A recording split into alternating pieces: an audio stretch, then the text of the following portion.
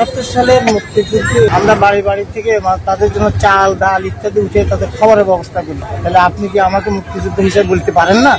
আমি কি সহযোগী মুক্তিযুদ্ধ ছিলাম না? সুতরাং বাঁকা চোখে না দেখি দেশ গঠন করার লক্ষ্যে আমরা আসলে ঐক্যবদ্ধভাবে আমরা একত্রে কাজ করি। 1971 সালে আমাদের এলাকার ছোট ছেলেরা মিলে মুক্তিযোদ্ধাদের জন্য চাল ডাল সংগ্রহ করতাম, খাবার পৌঁছে দিতাম। কিন্তু স্বাধীনতা 54 বছর পরও আমাদের বাঁকা চোখে দেখা হচ্ছে। আমাদের বাঁকা চোখে দেখবেন না, কারণ আমিও একজন সহযোগী মুক্তিযোদ্ধা ছিলাম। 8 ডিসেম্বর চাঁদপুর মুক্ত দিবস উপলক্ষে আয়োজিত অনুষ্ঠানে সাংবাদিকদের এক প্রশ্নের জবাবে এমন মন্তব্য করেছেন চাঁদপুর জেলা জামায়াতে ইসলামের আমির বিল্লাল হোসেন মিয়াজি।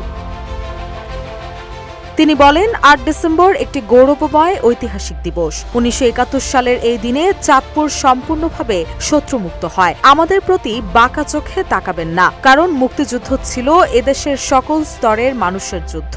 তখন আমাদের এলাকার ছোট ছোট ছেলেরা মিলে মুক্তিযোদ্ধাদের জন্য চাল ডাল সংগ্রহ করত, খাবার পৌঁছে দিত। আমিও একজন সহযোগী মুক্তিযোদ্ধা হিসেবে সেই মহান যুদ্ধে অংশ নিয়েছিলাম।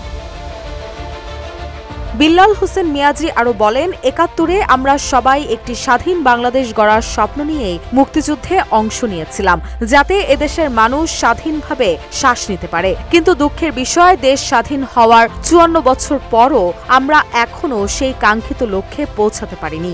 একের পর এক স্বৈরশাসনের দাপট আজও আমাদের ওপর ভর করে আছে। তিনি আরো বলেন, বাংলাদেশ এমন একটি দেশ, এদেশের মানুষকে বিভাজন করে আর কোনো আধিপত্যবাদী শক্তির থাবা জনগণ কখনোই মেনে নেবে না। তাই যারা আমাদের প্রতি বাঁকা চোখে তাকান, তাদের প্রতি আমার অনুরোধ, বাঁকা চোখে না দেখে দেশ গঠনের লক্ষ্যে আসুন আমরা সবাই ঐক্যবদ্ধ হয়ে কাজ করি।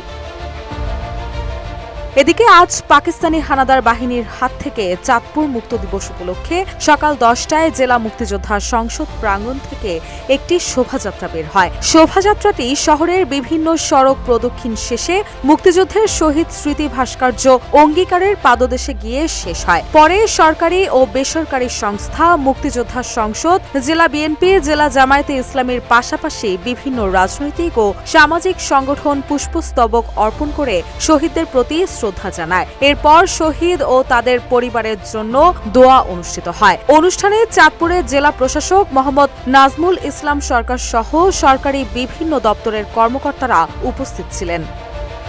রুশা সুর, নিউজ ডেস্ক, ইত্তেফাক।